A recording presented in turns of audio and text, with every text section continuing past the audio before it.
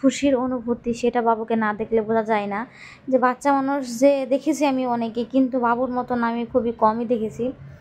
ওর আসছে কিন্তু আজকেও পিসে মশাই, আর আসছেও পিসির ছেলে। ওর শুধু এক্সাইটেডমেন্ট দেখো, ও কি করছে, ও একবার আসছে যাচ্ছে, কি করবো নিজেও বুঝতে পারছে না। কেউ আসলে যে ও এত খুশি হয়, বাচ্চারা তো অবশ্যই খুশি হয়, কিন্তু এই রকম খুশি আমি খুব মানে হাতে গোনাই দেখেছি আর কি, যে কেউ আসলে আর কারোর জন্য আর কি এত পরিমাণে খুশি হয়।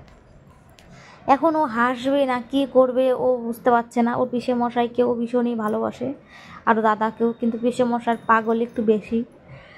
যেহেতু পিসেমশাই ও সব আবদারই শুনে, সব কথাই শুনে, যেটাই বলে সেটাই শোনার চেষ্টা করে, তো সেই জন্য ও কিন্তু পিসেমশাইয়ের প্রতি খুবই, লোকে থাকে পিসির প্রতি মানে বেশি টান, কিন্তু ওর উল্টোটা, ওর পিসেমশাইয়ের উপরে ওর বেশি টান।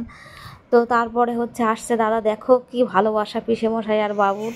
তো এখন হচ্ছে ওরা এখনই ঢুকলো, আর একটা ট্রেন মিস করেছিল, ওর জন্য একটু রাত হয়ে গেছে ঢুকতে আস্তে আস্তে। তো দেখো এখন ভীষণ খুশি আছে বাবু, পিসেমশার সঙ্গে একটু আদর খাচ্ছে, আর ওর পিসেমশার সঙ্গে এসেছিল দুজন।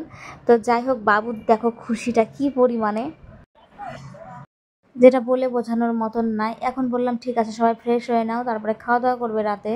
এদিকে দেখো দুই ভাই এত গল্প করছে যে কার কটা দাঁত পড়লো, কটা দাঁত উঠলো, কি করবে না করবে, কি খেলে, ও কি বাড়িতে করে, আর বাবা আরও এখন হাই করে দিচ্ছে ঈশান। তো ভীষণ পরিমাণে খুশি, ভীষণ পরিমাণে খুশি, যেটা আমি বলে বোঝাতে পারবো না। তোমরা যদি দেখতে পাচ্ছ যে ও কত পরিমাণে খুশি ওকে পেয়ে, যে কোনো কথা ওর পেটের ভেতরে নেই, সব কথা ওকে বলছে। কি দিয়ে কি করবে ও কিন্তু নিজেও বুঝতে পারছে না, হাসবে না কথা বলবে, কি ওর মাথার ভেতরে আছে সব কিছু ও শেয়ার করবে এখন ঈশানের সঙ্গে। ঈশানের দাঁত এই দুটো উঠে গেছিলো, আর কোন কোন দাঁতটা হয়েছে বলছে মামি দেখো এগুলো এগুলো উঠেছে, এগুলো এগুলো আছে। তো যাই হোক, ভাগ্নে ভাগ্নি সবাই খুবই ভালো সবার। সবাই দেখো এসছে, এখন রাতে খাবার দাবার দিয়ে দিয়েছি, বসে এখন খাচ্ছে। এরা দুই ভাই কিন্তু এখনও খায়নি, ওরা প্ল্যান করেছে যাবে হচ্ছে সদরঘাটে ঘুরে আসবে, তারপরে খাবে। এখন দেখো পিসেমশাই কী কী নিয়ে এসেছিলো সেগুলো আর কি ঢালবো। তো এখানে নিয়ে এসেছিলো ঈশানে যে খেয়েছে খাবার, তাই ওই ক্যানটা এখানেই ছিল। আর এইদিকে দেখতে পাচ্ছ যে গরম, যেহেতু বৃষ্টি, আর জন্য ছাতাও নিয়ে এসছে একটা, ঈশান আছে ছোটো বাচ্চা, ওর জন্য। তো যাই হোক, এখন হচ্ছে বের করে নিচ্ছি, দেখো কত কিছু নিয়ে এসছে। আমি বলেছিলাম সুমিকে যে হচ্ছে সর্ষে পাঠিয়ে, কটা সর্ষে লাগবে, তো সর্ষে তো দিয়েছে, মানে সারা বছরই আমরা খেতে পারবো এতটা। আর পাঠিয়েছে হচ্ছে কাঁঠাল। চলো আগে দেখি কী কী পাঠিয়েছে, তো আমি জানি না এত কিছু। তো এখন দেখতে পাচ্ছ যে এর ভেতর নিয়ে পাঠিয়েছে হচ্ছে কতগুলো লেবু, আর এই নারকেলটা দেখো, নারকেলটা দেখে আমার চোখ পুরো একদম নারকেলের মধ্যে ঢুকে গেছে। আর কতগুলো সর্ষেও পাঠিয়েছে, পুরো বছরটা মনে আমার কেটে যাবে এই সর্ষে দিয়ে।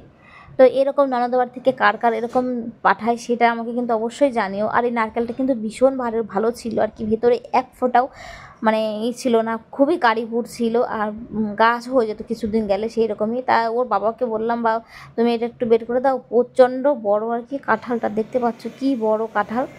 তো এত বড় কাঁঠাল হচ্ছে খেতে পারে, তা কি বলবো। আর যাই হোক, কাঁঠালটা একদিন গেলেই পেকে যাবে, সেটা হচ্ছে পরে দেখাবো কীরকম কাঁঠাল দিয়ে পাঠিয়েছে।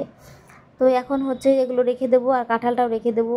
তো ভীষণই ভালো লাগছিলো কাঁঠাল দেখে অনেক দিন বাদে। আর খাজা কাঁঠাল আমি একটু ভালোবাসি বেশি, আমি তো কাঁঠাল সেভাবে খাই না, তো খাজা কাঁঠাল হলে দুই একটু খাই।